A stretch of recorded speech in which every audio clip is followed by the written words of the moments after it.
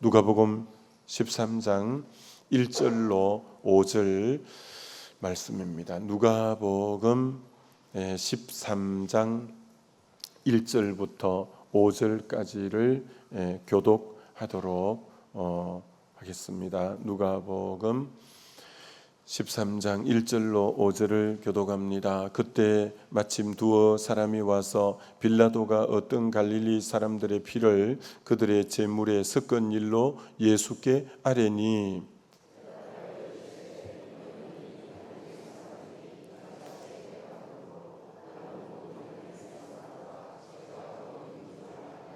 너희에게 이르노니 아니라 너희도 만일 회개하지 아니하면 다 이와 같이 망하리라.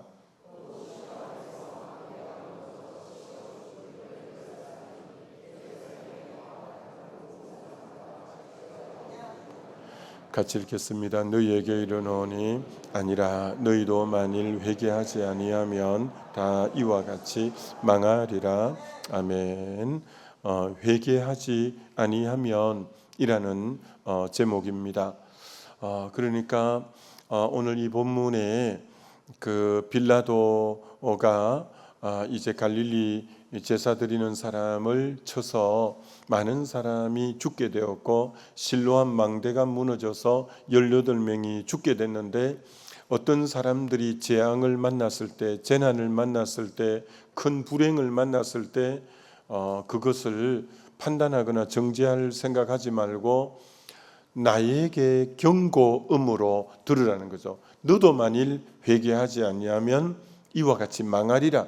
오늘 이게 두 번이나 3절 5절에서 그런 것을 볼 때 저들이 왜 재앙을 만났을까, 이런 어떤 것을 판단하려고 하기보다, 정죄하려고 하기보다 너에게도 너도 회개하지 않으면 저렇게 돼 라는 경고음으로 듣고 거울로 삼아라. 너도 회개하지 않으면 저와 같이 망한다 라고 강력하게 우리에게 회개를 촉구하는 메시지다 라고 하는 거예요. 그래서 오늘 새벽에는 이 회개에 대해서 같이 말씀을 나누려고 합니다.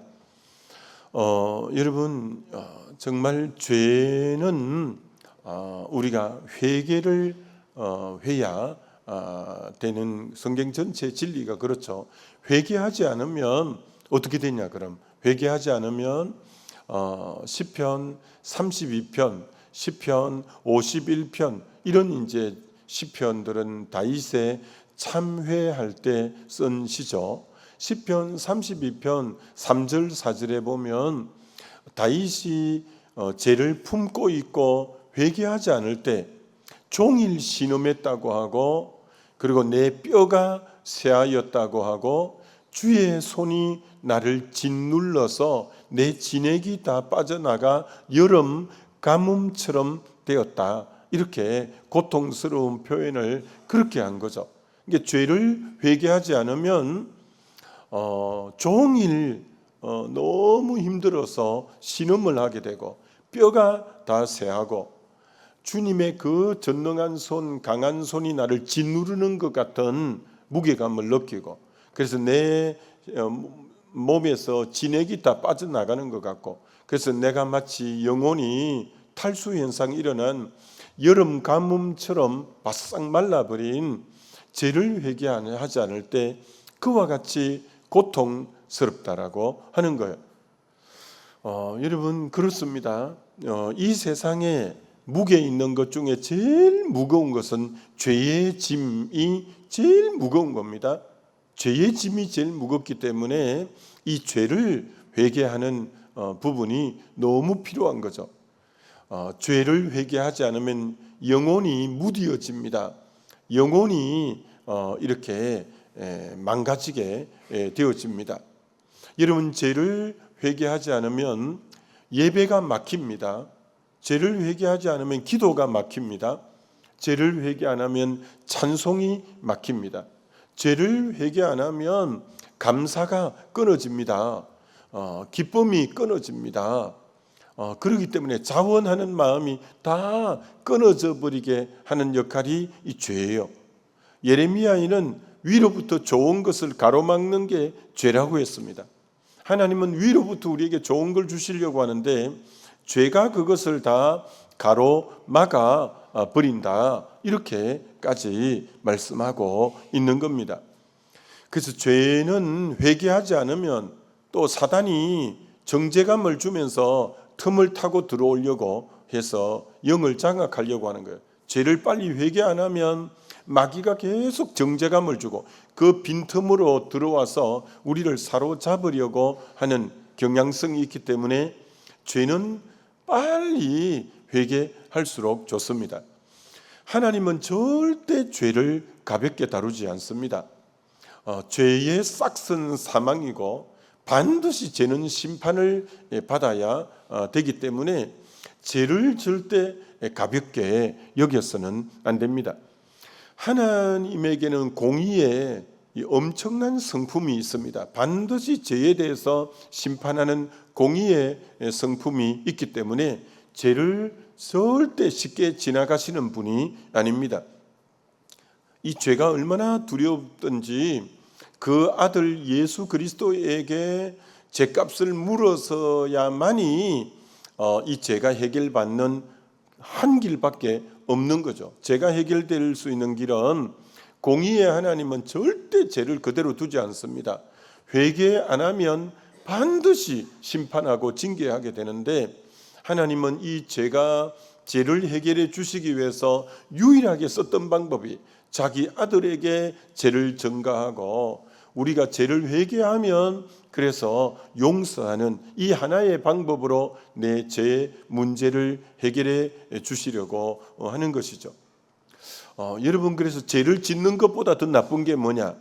죄를 회개하지 않는 겁니다. 죄를 회개하지 않는 게 더 나쁜 거다, 이렇게 말할 수 있습니다. 여러분, 천국은 누가 가고 지옥은 누가 가느냐? 죄 안 지은 사람이 천국 가고 죄 지은 사람이 지옥 가는 거 아닙니다. 우리는 다 죄를 범하였음에, 라니까 우리는 다 죄인이에요. 회개한 사람이 천국 가고 회개 안 한 사람이 지옥 가는 거예요. 우리는 다 죄를 범하였기 때문에 우리는 다 죄인이죠. 그래서 누가 천국 가냐? 죄를 회개한 사람이 천국 가고 죄를 회개 안 한 사람이 가는 곳이 지옥이다, 이렇게 말하는 거죠. 그처럼 죄를 짓는 것보다도 중요하게 다루는 부분이 죄의 이 회개이다라는 거죠. 자, 그럼 회개는 기독교 신앙에 너무 중요한 건데 뭐가 회개냐라는 거예요. 뭐가 회개냐? 회개는 절대 후회하고는 다르다는 거예요.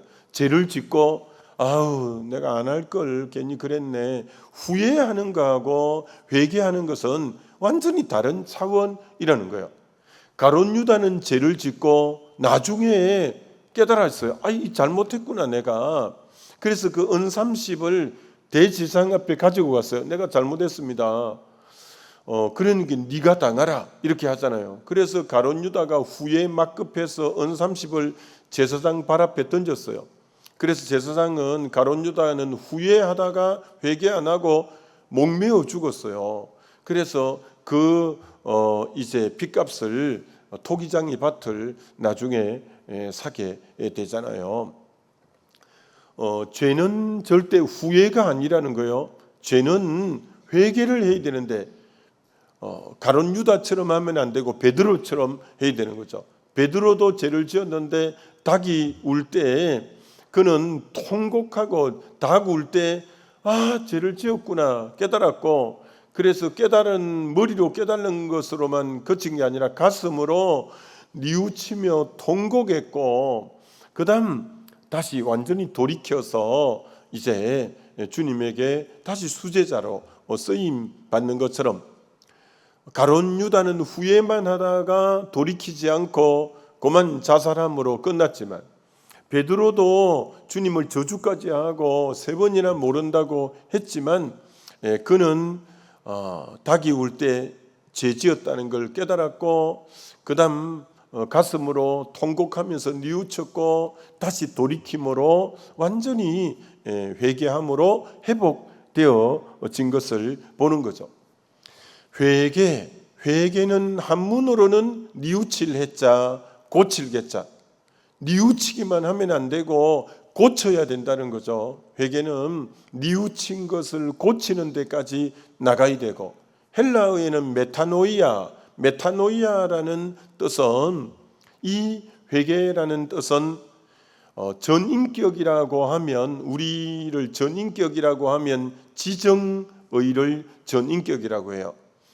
지적인 생각, 머리에 해당되는 거죠. 그 다음 정적인 이제 마음, 이 마음의 부분, 그 다음 의지적인 이 생활의 부분. 그래서 회개는 세 가지가 같이 움직여야 회개죠.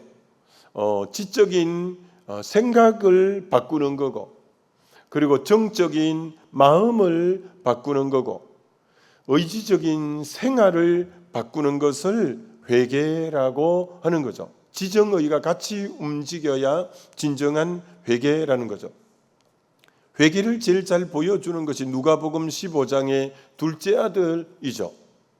둘째 아들이 아버지 유산을 받아서 먼 나라로 가서 허랑방탕하게 다 쓰고, 돼지가 먹는 지엽 열매도 먹지 못하는 극심한 고난 가운데 있었죠. 그래서 여러분, 고난은 죄를 깨닫게 하는 굉장히 중요한 역할을 하는 게 고난이에요. 고난이 안 오면 사람들이 죄를 잘 회개 안 해요. 그러나 진짜 큰 고난을 만나면 사람들은 자기 죄를 돌아보는 이 습성이 있어요. 그 당자도 그만 먹고 마시고 막 즐길 때는 회개 안 했어요. 극심한 고난이 왔을 때 내 죄가 죄 때문에 이런가라고 돌아보게 되었어요. 그래서 그가 먼저 고난 가운데 내가 아버지께 죄를 지었다라고 먼저 죄에 대한 지적인 동의가 있어야 돼요. 내가 죄를 지었구나. 그리고 가슴으로 뉘우쳐요. 나는 아버지의 아들이라 일컬음을 받지 못하고 품꾼의 하나로 써달라고 해야 되겠다라고 가슴으로 깊이 뉘우쳐요. 그리고 의지적인 행동으로 아버지께로 돌아와요. 그래서 이 지정의가 같이 반응해야 그게 진정한 회개라고 하는 거예요. 회개는 분명히 방향을 이렇게 딱 트는 거예요. 방향을, 내가 주인 되었던 삶이 방향을 틀어서 하나님이 주인 된 삶으로 방향 전환이 완전히 된 것을 회개라고 할 수 있다라는 거예요. 그러면 회개할 때 주의해야 될 것은, 회개할 때 하나님의 공의만 생각하면 회개할 수가 없어요. 하나님이 내 죄를 토설하면, 나 버리면 어떻게 하지? 나 심판하면 어떻게 하지?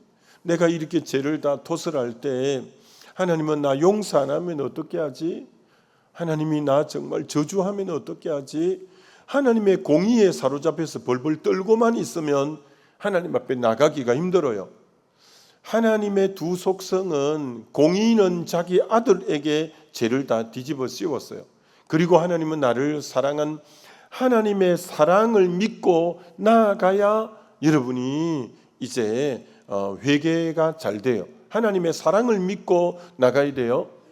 하나님의 사랑을 믿고 나갈 때 제일 좋은 게 이 바로 방금 둘째 아들이 아버지께 죄를 짓고 아버지께로 나갈 때 아버지가 누군지를 잘 아는 거예요. 이 둘째 아들은 아버지가 얼마나 이 아들을 사랑했냐.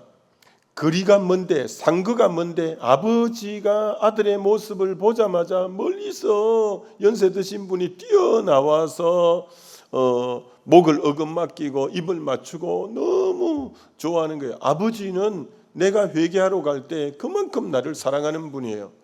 그리고 제일 좋은 옷을 갖다 입혀요. 반지를 끼워요. 신발을 신겨요. 내 아들 잃었다 찾았다, 죽었다 살았다, 큰 살찐 송아지를 통해서 잔치를 베풀어요. 내가 회개하러 갈 때 하나님이 그렇게 나를 환영해 주는 거예요. 내가 너 나에게 죄 지어서 너 나올 때 내가 먼저 달려가서 너를 끌어안고 목을 맞추고 내가 입을 맞출 거야.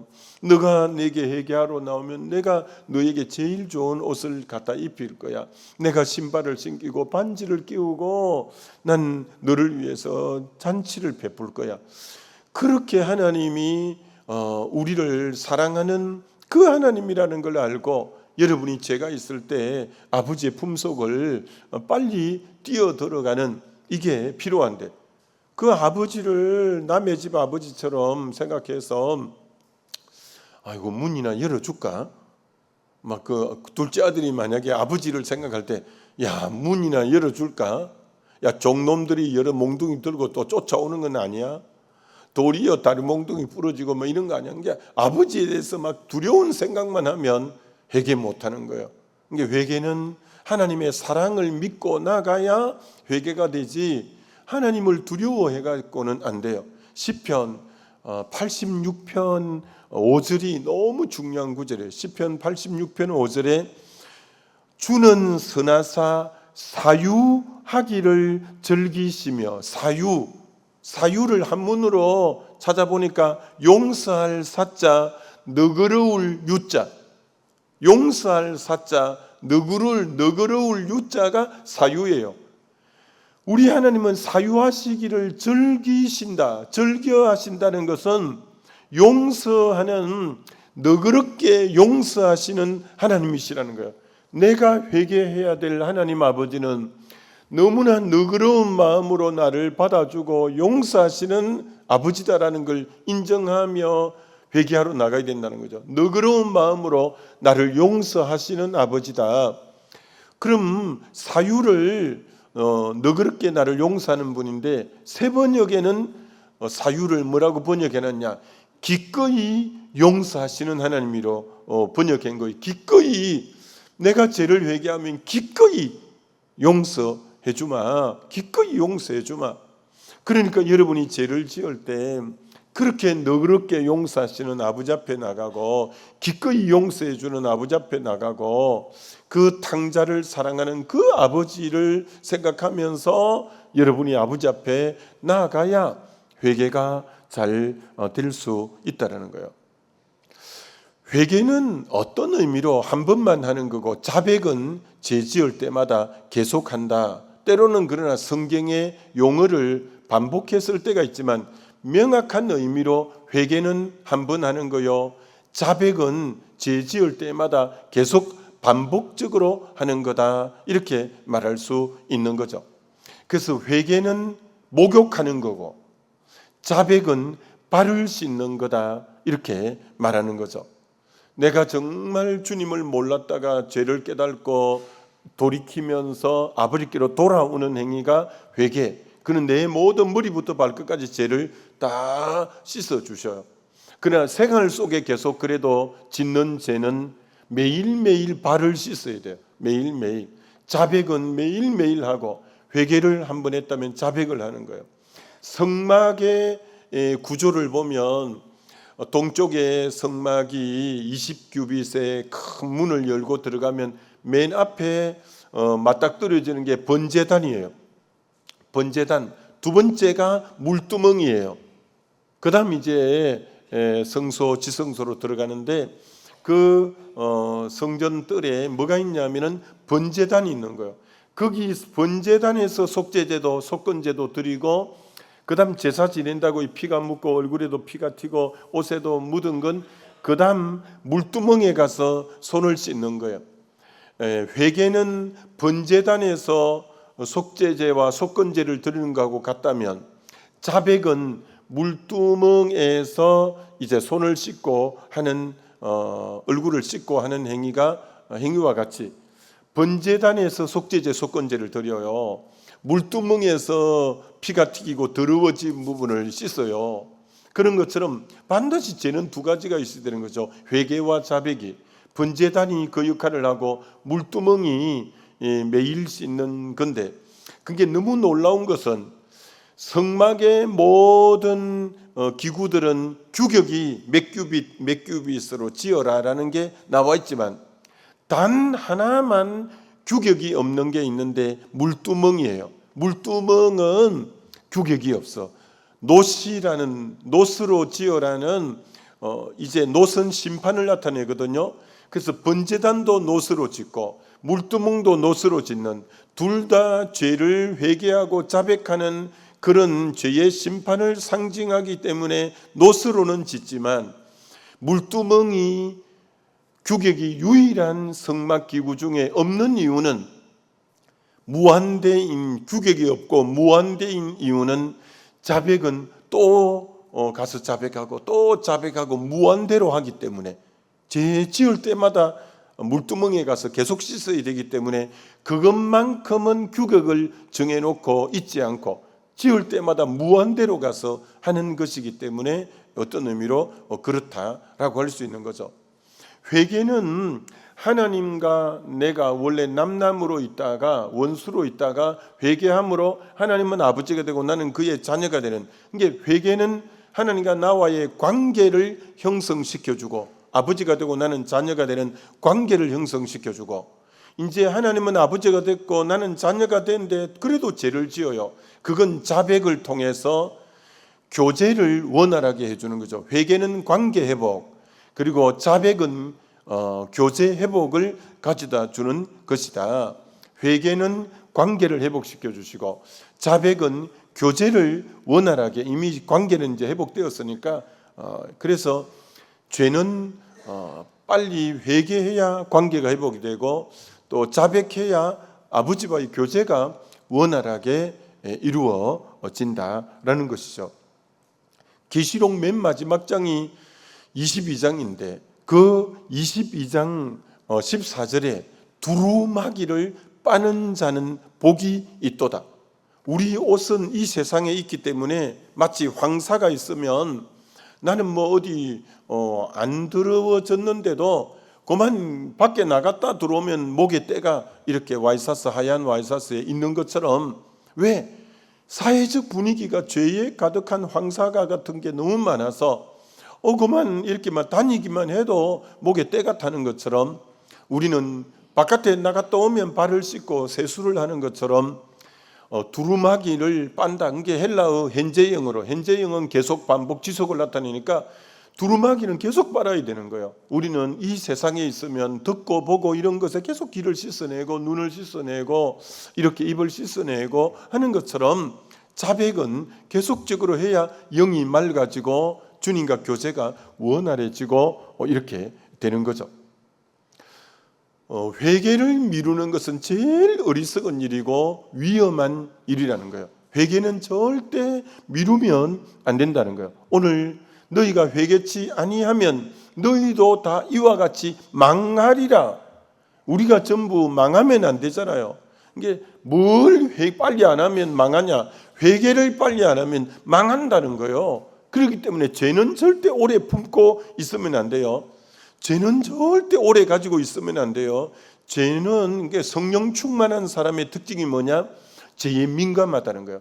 자그마한 죄가 있어도 딱 그게 깨달아지는 거예요. 그럼 빨리 토스를 해야 되는 거예요. 그래서 죄는 오래 품고 있으면 제일 위험한 게 죄예요. 죄는 오래 품으면 안 되고, 죄가 있으면 바로 토설하고 바로 자백해버리고, 그래서 다시 깨끗함을 더입어야 된다는 거예요. 여러분, 죄는 빨리 토설 안 하면 어떤 현상이 생기냐? 영이 무디어져 버리는 거예요.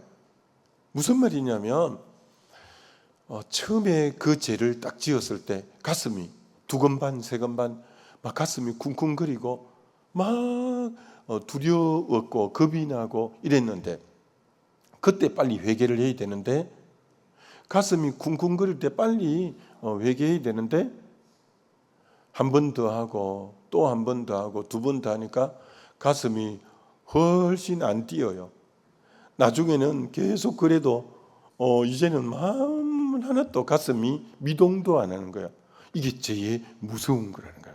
처음에 그 죄를 지을 때는 너무 두려웠고 무서웠는데, 한 번 하고 두 번 하고 세 번 했더니 무디어지기 시작하는 거예요.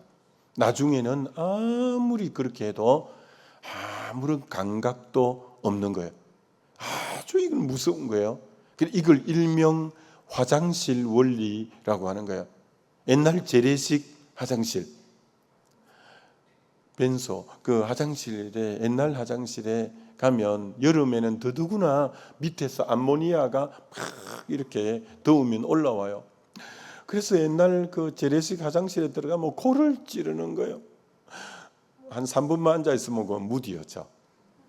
그래 코를 찔렀는데 이게 조금 더 앉아 있으면 이게 감각이 없어져서 앉아 있을 만해. 이게 무디어지는 거예요. 죄라는 게 그런 거예요. 제가 처음에는 2건 반, 3건 반 하다가 그게 계속 그러면 무디어지는 거예요. 그러면 그 사람이 하나님의 심판의 불이 완전히 머리 위까지 와도 못 깨달는 거야. 못 깨달는 거야. 그럼 그건 아주 불행한 거예요. 이게 윤동주 시인의 서시처럼 그렇게 되지. 하늘을 우러러 한 점 부끄러움 없기를 잎새에 이는 바람에도 나는 괴로워했다. 이러는 것처럼 작은 것도 마음이 떨리고 이래야 되는데 막 어지간히 남의 가슴에 대못을 쳐도 뭐 다 그런 거지 뭐. 아이고 이런 인간은 정말 힘들어. 남의 가슴에 대못을 막 쾅쾅 박아도 아무렇지도 않게 여기는 거는 그건 좋은 거 아니에요. 내가 말이 조금 심했나? 조금만 그래도 자기를 돌아볼 줄 알고 내가 오늘 조금 더 일찍 일어나야 되는데 내가 너무 엉덩이가 무거웠냐? 자기의 부분에 대해서 다시 한번 돌아봐야 되는데 그런 부분에 대해서 감각이 무디면 안 돼요. 딱 영에 민감한 사람은 작은 부분 조금 무례해도 내가 조금 가지 않았는가? 그런가? 그러면 오늘 내가 혹 그 부분이 좀 가했다면 용서하세요. 아이고 죄송합니다. 이렇게 나가야 되는데 뭐 아무 그런 감각이 없으면 그러면 관계성이 친밀도가 깊어질 수는 없는 거죠. 그래서 우리는 영에 이런 민감한 분이 되어야 되는데, 자 그러기 위해서 그럼 어떻게 해야 되냐? 영에 민감하려면 여러분 이렇게 해야 되는 거예요. 말씀을 듣는데 읽는데 말씀을 읽거나 듣는데 찔림이 오는 거라. 그러면 영이 지금 반응하는 거예요. 주님이 이 부분에 대해서 지적해 주시는구나. 그럼 바로 회개해야 돼. 바로 회개해야 돼. 말씀을 듣거나 읽는 가운데 찔림이 오는데 그만 넘어가면 그러면 안 되는 거예요. 그럼 바로 회개해야 돼요. 성령께서 어떤 부분을 길 가는데 집에 있는데 그 부분을 딱 떠오르게 하고 지적해 주는 거예요. 그럼 바로 그 자리에서 주님 하고 여러분이 회개하는, 여러분이 성령이 조명해 주실 때 그게 제다른 거 딱 깨달은 순간적으로 딱 깨달아지는 거예요. 그럼 바로 그 자리에서 주님 앞에 민감하게 회개하는 거예요. 그래야 영이 순수하게 되어지는 거예요. 그게 하나님의 음성을 들을 때 마음을 지켜서 마음이 선한 양심, 거짓 없는 믿음, 청결한 마음을 딱 지켜야 마음이 평정이 돼야 세미한 음성이 들릴 때 그게 캐치가 돼. 주파수가 마음이 잠잠하게 있기 때문에 그게 바로 죄가 조금이라도 들어오면 빨리 토스를 해서 내 마음이 아주 평강한 상태로 있어야 주의 음성은 세미한 음성이에요. 이제 다음 주일날 설교 가운데 그게 나오죠. 세미한 음성이기 때문에 그게 내게 딱 들리려면 내 마음이 작은 죄라도 빨리 토스를 해서 마음 상태를 딱 잘 유지해야 되는 거예요. 마음을 지켜야 되는 거예요. 그럼 조그만 양심에 어겨도 반응이 와. 그럼 또 주님 앞에 하고 또 누구에게 그 부분이 혹 그랬다면 용서하세요라고 이렇게 하고, 그렇게 하면서 마음을 깨끗하게 딱 지켜야 세미한 주의 음성에 민감하게 반응해서 성령과 동행하는 사역이 여러분이 실제가 되어지게 되는 거예요. 뿐 아니라 세례 요한은 회개에 합당한 열매를 맺으라 이렇게 분명히 말했어요. 누가복음 3장에서. 회개는 그러면 주님 앞에 나와서 울고불고 가슴치고 죄를 토설했다고 되느냐? 아니요. 어디까지 가야 되냐? 회개에 합당한 열매를 맺어라. 여기까지 가야 된다는 거예요. 회개에 합당한 열매를 맺어라. 누가 그걸 잘했냐? 삭개오가 그걸 잘한 거죠.